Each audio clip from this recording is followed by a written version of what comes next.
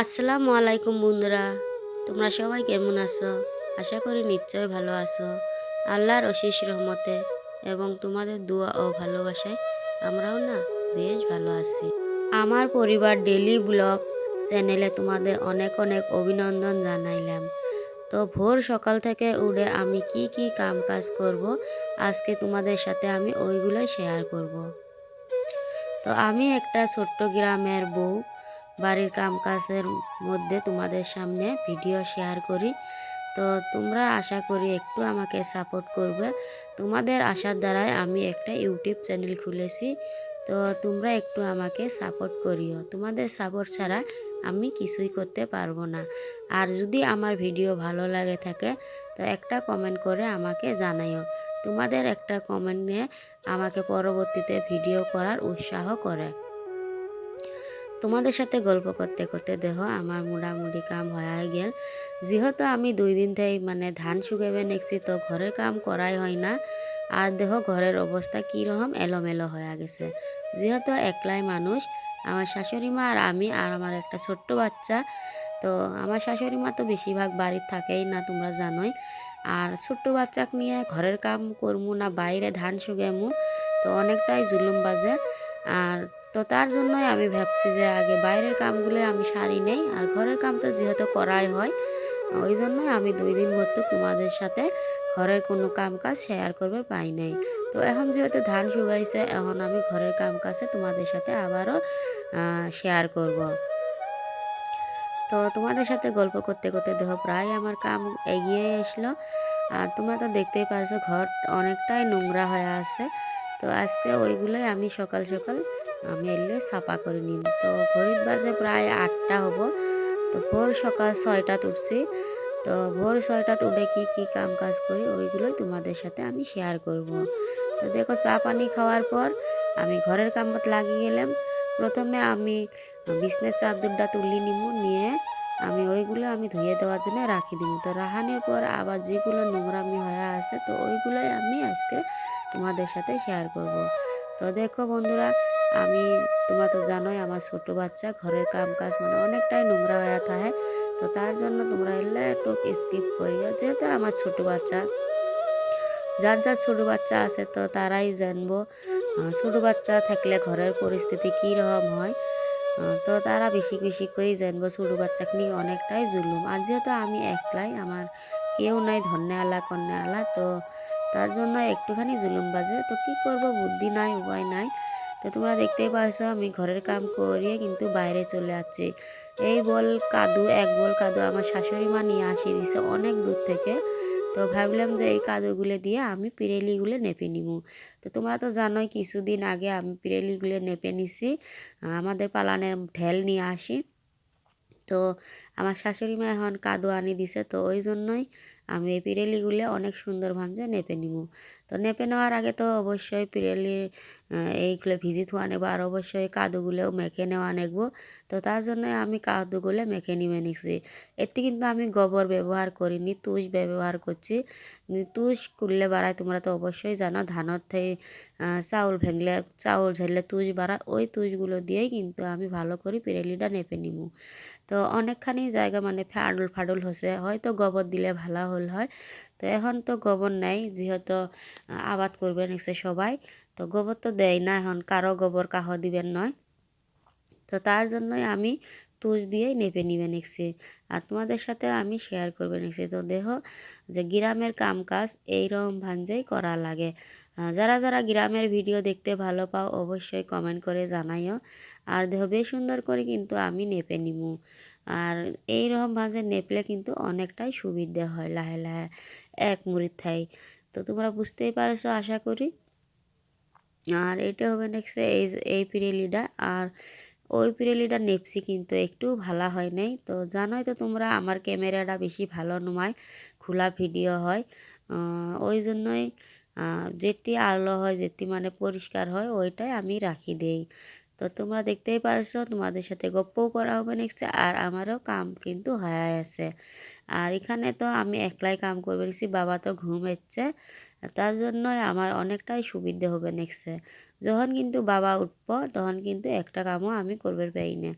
বাবাই কিন্তু পেতাপিতি করে, যেহেতু শীতকাল ওকে এইগুলো বুলেবে দেই না, কারণ কিছুদিন আগে ওর বুক জাম হয়ে গেল, এইগুলো বুলেবে দিলে আবারও অসন্ধি নেকবো আর ওর দাদি আম্মা আমার গেল বেরবো যে তুই পুনেই কান্দি থুয়ে কাম করস আর পুনের অসুখ হয়। তো তার জন্যই পুনের ভালোর জন্যই আমি পুনেই ঘুম আন্দি থুয়ে এইসব কামগুলো করি। তো তোমাদের সাথে গল্প করতে করতে দেখো আমার পিরেলিটা কিন্তু নেপাই হল। তো ভাবলাম যে যেহেতু কাদু বুলাইছি আমার এই চালিটাও আমি নেপে নেই। এই চালির যেহেতু আন্দন বারণ করি আমি, তো একটু ফটফড়া রাখলে নিজেরও ভালো, আর যেহেতু বাইরের সবসময় মানুষ যাওয়া আসা করে, একটু পরিষ্কার রাখলে মানুষও ভালো কয়। তো যেহেতু কাদু ধরছি, তো ভাবলাম যে এই ফাঁকে আমি এইটাও আমি নেপে নিই। একটুখানি জায়গা কিন্তু চিকচাক করে রাখলে কিন্তু অনেক ভালো লাগে আর বেশ সুন্দর মনটাও কিন্তু শান্তি হয়। তো তোমরা দেখতেই পারছো আমি কিন্তু চুলে পাড্ডা নেপে ধরছি, আর ওইটাও মানে হচ্ছে গ্যাস চুলে আমি যে ওটা আশা করি বানাইছি।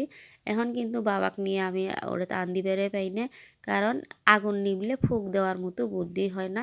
আর বাবা যেহেতু কুলত থাকে বেশিরভাগ আমার, তো তার জন্যই ওক নিয়ে ফুক দেওয়াও হয় না, আর ওই বুকগুলোতে আসলে কিন্তু ধুমে খায়। তো তার জন্য ওরে দেই না, আমার শাশুড়ি মায়ের হাতের চুলে আছে, তো ওইটার মধ্যে আমি আন্দাবাড়ি করি খাই। তো তোমরা দেখতেই পাচ্ছ আমার কিন্তু বেশিখানে নেপা হয়ে গেছে আর একটুখানি বাকি আছে। তো তোমরা দেখতেই পাচ্ছ এই যে বেশ সুন্দর করে কিন্তু আমি হাতিয়ে নিবে নিচ্ছি। যেহেতু দুই একদিন বা একদিন পর পর আমাকে এই জায়গাটা হাতিয়ে নেওয়া লাগে, তো তার জন্যই সিলসিলে হয়ে গেছে আর ফট করে হয়ে যায়। তোমরা কিন্তু অবশ্যই কমেন্ট করে জানাইও আমার নেপা পোছার ভিডিও কেমন লাগে।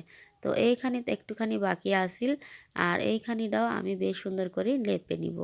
তো বুগুল দিয়ে ফার্স্টে আমি কাদু দিয়ে ভালো করে মানে হালকা পরিমাণ মতো ওইখানে ভালো করে হাত দিয়ে লেপে নিব, তারপরে আমি হাতে দিব।